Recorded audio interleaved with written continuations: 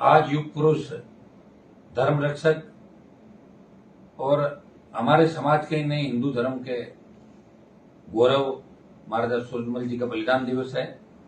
मैं सबसे पहले महाराजा सूरजमल जी के बलिदान दिवस पर उनको नमन करते हुए अपनी बात को शुरू करूंगा। आज जो राजस्थान के अंदर हालात चल रहे हैं वो ठीक नहीं। लगातार एक के बाद एक जिस तरह पेपर आउट हो रहे हैं, वो नौजवानों के मन के अंदर, नौजवानों के अंदर एक शंका पैदा कर रहे हैं कि आखिर हम कहां पुकार कर रहे हैं। ये पेपर आउट होने का सिलसिला आज का नहीं है। ये वसुंधरा जी की 2013 की सरकार से लेकर 2023 और उससे पहले भी राजस्थान के अंदर जो एक शाख राजस्थान की आरपीएससी की हुआ करती थी, माध्यमिक शिक्षा बोर्ड की, कर्मचारी चयन आयोग की जो शाख हुआ करती थी, उस शाख पे बट्टा लगा आरपीएससी के पूर्व चेयरमैन। और मैं तो ये कहना चाहूंगा कि आरपीएस, प्रमोटी आरपीएस हमेशा आरपीएससी के लिए कलंक रहे और आरपीएससी में भारी पड़े। चाहे हबीब खां गोरान थे जिनको जेल में डाला गया वसुंधरा जी के टाइम, और चाहे ये संजय सोत्रे हैं जो प्रमोटी आरपीएस है। लेकिन पता नहीं अशोक जी गहलोत को इनमें क्या लगता है कि इनको आरपीएससी के अंदर ले जाके बिठा दिया। ये नौसिखिए हैं और गोपनीय शाखा जो आरपीएससी की होती है वो चेयरमैन के ही अधीन सारा कुछ होता है। चेयरमैन को एक चीज का पता रहता है कि कौन सा पेपर सेट होगा, कौन सा पेपर दिया जाएगा। 3 तरह के पेपर मंगाए जाते हैं पेपर सेटर से, और गोपनीय शाखा से उसके करीबी लोग चेयरमैन के होते हैं। तो सीधा सीधा चेयरमैन की इसके अंदर जिम्मेदारी है। चेयरमैन को बर्खास्त करने की राष्ट्रीय लोकतांत्रिक पार्टी ने मांग करी थी। मेरी मुख्यमंत्री जी से अपील है कि अब भी वो किसका इंतजार कर रहे हैं, बर्खास्त करें चेयरमैन से। और तीसरा जो मामला है कि जैसे ही पेपर आउट हुआ, और आरपीएससी हमेशा तो विरोध करती है हर मामले में कि ये पेपर आउट नहीं हुआ, सही है, गलत है, और आरपीएससी ने तुरंत स्वीकार कर लिया कि पेपर आउट हो गया। इसका मतलब कहीं न कहीं आरपीएससी की बड़ी मिलीभगत इस मामले के अंदर है। मैंने आज से पहले भी आरपीएससी के कई पूर्व चेयरमैन, मैंने ये भी मांग की थी विधानसभा के अंदर, जब हबीब खां गोरान का मामला था, जब पेपर आउट हुए थे, जब उनको गिरफ्तार किया था, हमने मांग की थी कि आरपीएससी को उस समय के 10 साल के चेयरमैन, उनसे पूर्व के 2-3 चेयरमैन जिन्होंने अपने कई रिश्तेदारों को आरएस, आरपीएस, आरजेएस बनवा दिया था, उनकी तमाम जांच कराई जाए। क्योंकि जिनके सेकंड डिवीजन होती है ग्रेजुएशन के अंदर, 10th के अंदर, 12th के अंदर, वो टॉप कैसे कर लेते हैं। 3rd डिवीजन वाले आरएस टॉप कैसे कर लेते हैं, और जिनके 1st डिवीजन होती है उनके इंटरव्यू में नंबर कैसे आते हैं।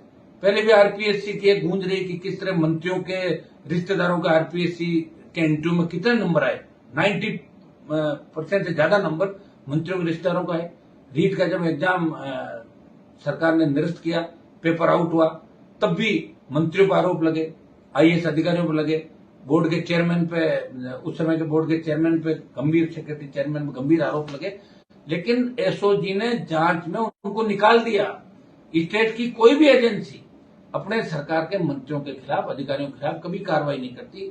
इसलिए पेपर आउट का जो सिलसिला जो वसुंधरा जी से चला, वसुंधरा जी से चल के जो गहलोत तक पेपर आउट का सिलसिला चला है, चाहे वसुंधरा के समय आरएस का पेपर था, चाहे एलडीसी का था, चाहे इसका आपका वन कर्मी का था, बाद में अभी जो पेपर आउट लगातार हो रहे जेईएन के, एसआई के, रीट के, फिर सेकंड ग्रेड का, तो एक गठबंधन सा नजर आ रहा है कि गहलोत वसुंधरा गहलोत का गठबंधन का, जो मैं हमेशा कहता हूं गहलोत वसुंधरा गठबंधन है, तो पेपर आउट में कहीं गठबंधन तो नहीं है। कहीं कांग्रेस और भाजपा इसी में तो नहीं लगे हुए कि पेपर कौन ज्यादा आउट करवा रहा है। और मैं भारतीय जनता पार्टी के लोगों से पूछना चाहता हूं कि जब आरएलपी कोई ट्वीट करती है तो बीजेपी को अचानक विरोध याद आता है।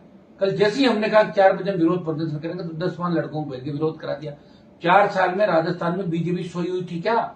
जब विधानसभा में तय हुआ था रीट के मामले में, लोकसभा में मामला उठाया, रीट रद्द हुई, जब दूसरी जो रीट का लेवल था उसको रद्द कराने की बात थी, तब विधानसभा के अंदर बात चली कि जब तक रीट के मामले में सरकार रीट को रद्द नहीं करेगी तब तक विधानसभा नहीं चलने देंगे। बीजेपी आरएलपी साथ थी और बीजेपी ने कांग्रेस से अध्यक्ष के चैम्बर में जाके बात कर ली और हाउस चला दिया। आरएलपी अकेली बैठी रहेगी। चाहे परिवहन मंत्री का मामला हो जिसमें बीजेपी ने चुप्पी छा दी, चाहे मेघ जोशी का मामला हो, चाहे नामा के एमएलए का मामला हो, चाहे दूसरा बेगू के एमएलए का हो, चाहे जोरीलाल का मामला हो, जो मुख्यमंत्री के करीबी लोग, मंत्री, विधायक, इन पर हत्या, लूट, बलात्कार के आरोप लगे, भारतीय जनता पार्टी के नेताओं के मुंह पे ताला लग गया। मैं भारतीय जनता पार्टी के नेताओं से पूछना चाहता हूं, आप सोच के बयान देते हैं या सोच के माइलेज के लिए खाली चार बात कहते हैं या सिर्फ फोटो छपाने के लिए ट्वीट करते हैं। मैं इनसे पूछना चाहता हूं, राजस्थान की जनता इनसे पूछना चाहती है, कहां है विपक्ष राजस्थान के अंदर?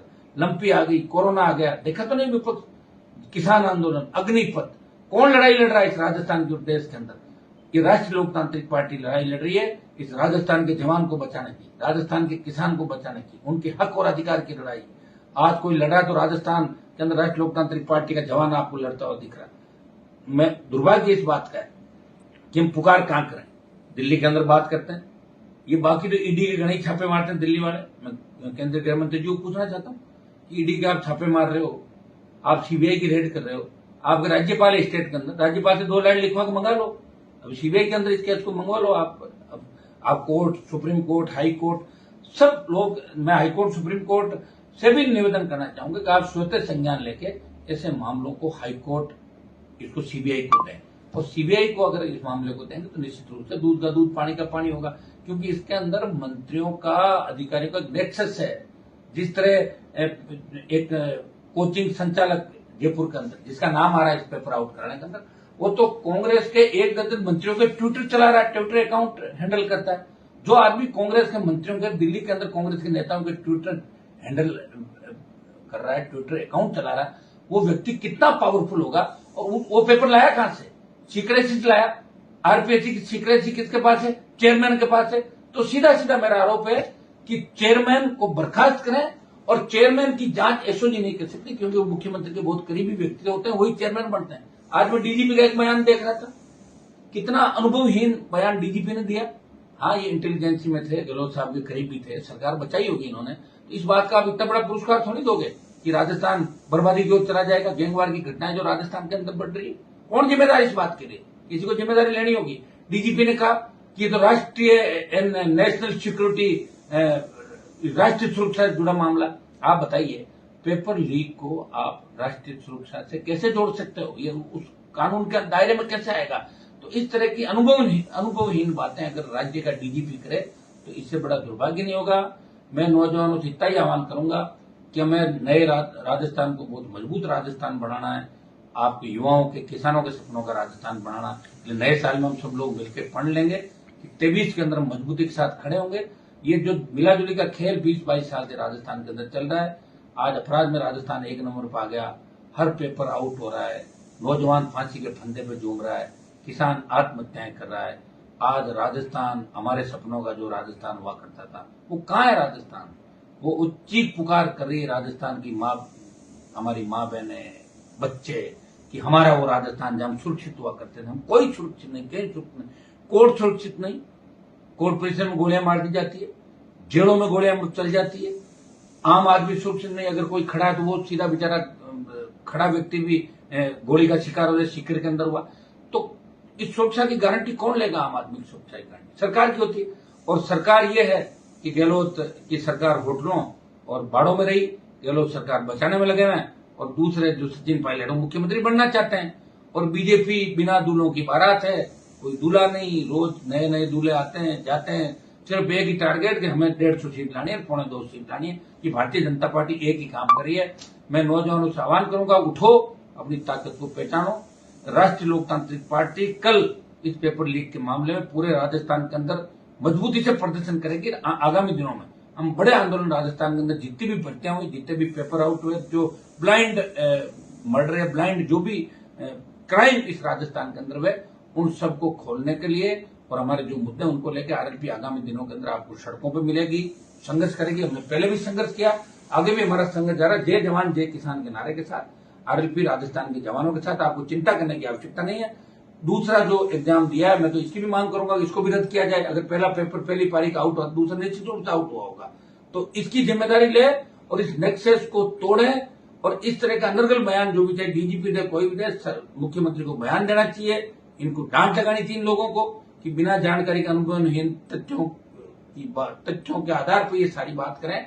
और आरपीएससी के चेयरमैन को बिना सोचे तुरंत मुख्यमंत्री को बर्खास्त करना चाहिए, क्योंकि सारी जिम्मेदारी आरपीएससी चेयरमैन की है। और जब जब प्रमोटी आरपीएससी के अंदर गए तो आरपीएससी का बंटाधार किया। मैं नौजवानों से पुनः आरएलपी के तमाम पदाधिकारियों, जिलाध्यक्षों, सबको मैं आह्वान करता हूं कि कल 11 बजे से लगा के 2 बजे के बीच भी, क्योंकि कई जगह ठंड ज्यादा, धुंध है, तो वहां हो सकता है कार्यक्रम 1 घंटा आगे पीछे भी हो सकता है गंगानगर, हनुमानगढ़ उन जिलों के अंदर। लेकिन आप कोशिश ये करें कि 11 से लेके 1-1:30 बजे के बीच भी सारे ज्ञापन लोकतांत्रिक तरीके से, हमें उग्र प्रदर्शन का मतलब ये नहीं कि कानून अपन हाथ में ले, लॉ एंड ऑर्डर बिगड़े नहीं, और मजबूती के साथ ये प्रदर्शन करना, संदेश देना है कि आम जन की, जवान की, किसान की आवाज है, वो राष्ट्रीय लोकतांत्रिक पार्टी है। तो इस तरह की घटनाएं राजस्थान के अंदर दोबारा नहीं होने देगी, पुनरावृत्ति नहीं होने देगी, जब तक इनकी सीबीआई जांच नहीं हो जाती, जब तक ये आरोपी सलाखों के पीछे नहीं हो जाते, नेट से टूट नहीं जाता, तब तक हमारा आंदोलन जारी रहेगा।